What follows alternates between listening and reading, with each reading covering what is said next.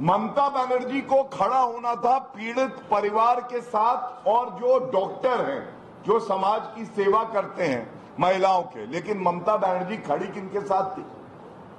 बताते हैं 7,000 की भीड़ इकट्ठी हुई और प्रथम दृष्टया ये प्रतीत होता है टीएमसी के गुंडे आक्रमण करते हैं, हिंसा करते हैं उसी आरजी कर मेडिकल कॉलेज में। ये क्यों किया जाता है? ये भाव सबके मन में आया। तो इसकी 3 प्रमुख वजह मैं आपको बता दूं। अध्ययन करने के बाद यह स्पष्ट हो जाता है, पहला कारण यह है कि ये टीएमसी के गुंडों से करवाया जा रहा है कि जाके जो साक्ष्य है, जो प्रमाण है, जिससे सजा होगी इस जघन्य अपराध में, उसको नष्ट कर दो। सीसीटीवी उड़ा दो, क्राइम सीन के साथ छेड़छाड़ कर दो।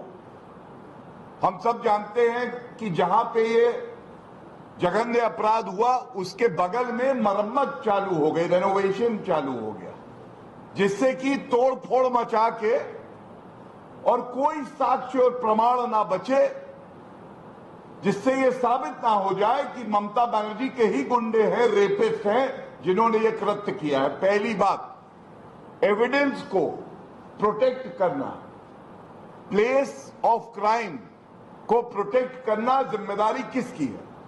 मुख्यमंत्री की। विफल मुख्यमंत्री, निर्मम मुख्यमंत्री। बहुत पीड़ा से ये बात मैं आपके समक्ष रख रहा हूं। दूसरी बात, क्या वजह थी कि 7,000 की भीड़ जहां पे प्रदर्शन चल रहा है, डॉक्टर्स की जो नियत है, जो जज्बा है, उसको सलाम करते हुए यहां से उनके बीच में जो उनकी साथी थी उसको मार दिया गया। शांतिपूर्वक तरीके से संविधान में आस्था रख के वो लोग प्रदर्शन करते हैं, तो ये 7,000 की भीड़ बताते हैं जो कोर्ट में सरकार ने कहा है जाती है, वहां पे मंच को तोड़ देती है। और इसका दूसरा बड़ा कारण है, भीड़ दिखाओ, डर फैलाओ, डरा दो इन डॉक्टर्स को। जो हमारी बहनें हैं, बेटियां हैं, उनको डरा दो कि अगर उनके साथ बलात्कार होता है, अगर उनके साथ कुछ भी गलत होता है, तो तुम मुंह से आह नहीं कर सकते। डराना इनका मकसद है। ये दूसरा बड़ा कारण है जिसकी वजह से ये किया। और तीसरा सबसे बड़ा कारण है, और अभी मैं आऊंगा, जो कलकत्ता हाईकोर्ट ने भी कहा है, ये मेरे शब्द नहीं है, मैं तो केवल बयां कर रहा हूं।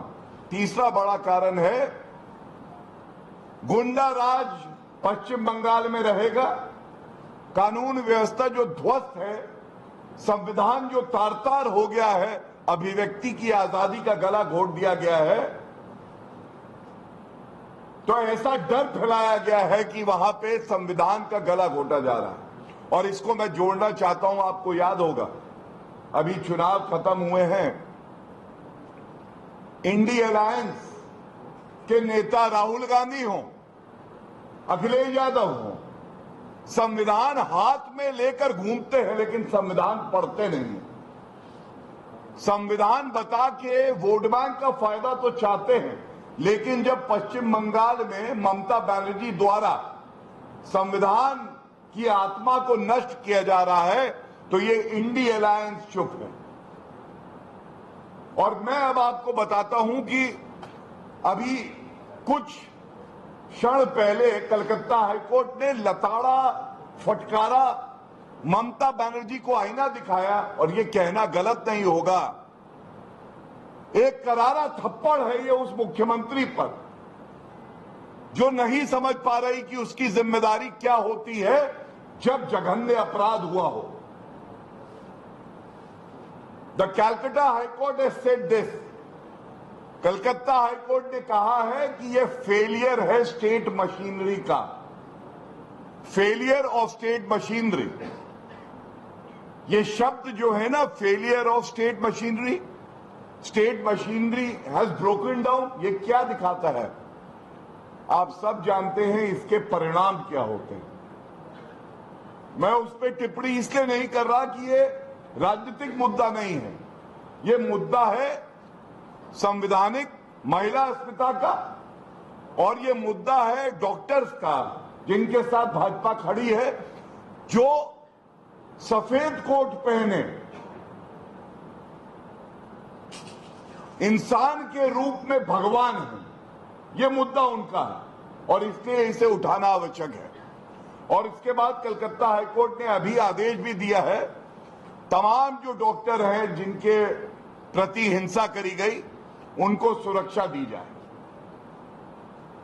तो ये तो मैंने आपको इसलिए जानकारी दी कि ये अभी ताजा ताजा है और कैसे उल्लंघन हो रहा है, लेकिन हम लोग इस बात को हर प्रदेश में उठा रहे हैं। भाजपा ने ये ठानी है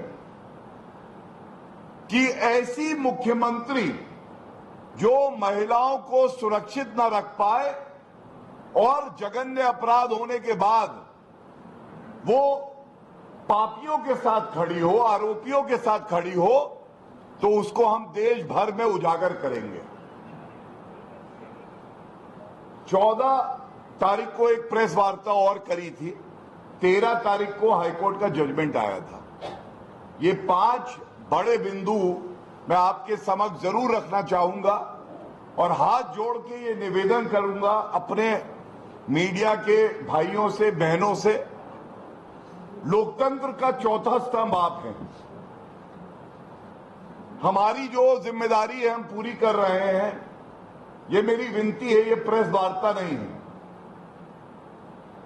ये लोकतंत्र जो मारा जा रहा है, महिलाओं का उत्पीड़न हो रहा है, हम आवाज बन के आपके समक्ष आए, इसको हर कोने तक, राजस्थान के और देश के पहुंचाने की जिम्मेदारी मीडिया की है। 13 तारीख के फैसले में सबसे पहले जो बात आई, जब कोई हीनस क्राइम होता है, गंभीर अपराध, तो कॉग्निजेबल ऑफेंस होने पे ये जिम्मेदारी होती है पुलिस की, सरकार की, कि एफआईआर दर्ज होगी। It is mandatory. और ये दुख होगा आपको जान के, इस पूरे अपराध को रफा दफा करने के लिए कहा गया अननेचुरल डेथ, जिससे कि एफआईआर भी ना करनी पड़े, मामला रफा दफा हो जाए। और इस पे सख्त टिप्पणी कलकत्ता हाईकोर्ट ने करी। दूसरी बात, किसी भी सरकार की ये जिम्मेदारी होती है कि अपराध हो ही ना, ये सुनिश्चित करें, भय का माहौल नहीं हो, सुरक्षा का भाव हो। यहां ममता बनर्जी पूरी तरह से विफल रही और ममता बनर्जी पे तो यह आरोप लगेगा कि क्या ममता बनर्जी आप जब ये वक्तव्य देती हैं कि मैं सीबीआई को जांच तो ट्रांसफर करूंगी, ये 10 तारीख का वक्तव्य है उनका, 9 को क्राइम हुआ, लेकिन कुछ दिन बाद करूंगी, तो आज ये पूछा जाएगा ये कुछ दिन जो है, और आप सब परम ज्ञानी हैं, आप जानते हैं पहले 48 घंटे किसी भी विवेचना के लिए सबसे महत्वपूर्ण होते हैं, क्योंकि एविडेंस कलेक्शन होता है, किसी क्रिमिनल का बाल वहां पे हो, सीमेन हो सकता है फोरेंसिक टीम आए तो वो कुछ ऐसे तथ्य इकट्ठे करे जो आगे चल के कारण बने कि दोष सिद्ध हो। लेकिन वो जो 3-4 दिन थे सबसे महत्वपूर्ण, CBI investigation transfer Mamata Banerjee ने नहीं करी, कलकत्ता हाईकोर्ट ने आदेश दिया। तो ये आरोप लगा है ममता बनर्जी पे, ये जो आपने देरी करी, ये इसलिए करी क्योंकि आप आरोपियों को बचाना चाहती थी और साक्ष्य को, प्रमाण को नष्ट करना चाहती थी। तीसरी बड़ी बात है, अगर किसी माता पिता को ऐसा दुख देखने का क्षण आया हो और वो पीड़ा में हो, तो सरकार और जनता तो पीड़ित परिवार के साथ है। पीड़ित परिवार को एक फोन गया पहला सुबह 11 बजे के आसपास, अगर मुझे याद है ठीक, 10:55 की बात। उन्होंने कहा कि आपकी बेटी की तबीयत खराब है, आप तुरंत जो है हॉस्पिटल आ जाइए। उसके 25 मिनट बाद दूसरा फोन वही व्यक्ति असिस्टेंट सुपरिटेंडेंट करता है हॉस्पिटल का और कहता है आपकी बेटी ने आत्महत्या कर ली है। और जब माता पिता अस्पताल पहुंचते हैं तो उनसे कहा जाता है कि आपकी बेटी का जो पार्थिव शरीर है वो अंदर पड़ा है, तो वो कहते हैं हमें देखने दीजिए। 3 घंटे तक ये हाईकोर्ट के आदेश में है, उनको अंदर जाने नहीं दिया जाता है। उनके दुख की कोई सीमा नहीं रही होगी, वो गिड़गिड़ाए बिलबिलाए, लेकिन निर्ममता ममता की देखिए, अंदर जाने नहीं दिया। चौथी बड़ी बात है, इन डॉक्टर्स का गार्जियन कौन है, पिता तुल्य कौन है? प्रिंसिपल वहां का। प्रिंसिपल को चाहिए था कि जैसे ही उसको पता चला कि इस तरह का अपराध एक गवर्नमेंट हॉस्पिटल में किया गया है, आप एफआईआर दर्ज आप कराते। नहीं, उन्होंने एफआईआर दर्ज नहीं कराई। उन पे क्या कोई कार्रवाई ममता बनर्जी ने करी? उत्तर है नहीं। इस्तीफा दिया और उसके 12 घंटे बाद एक और जो है मेडिकल कॉलेज कलकत्ता में, वहां पे उनको प्रिंसिपल बना दिया।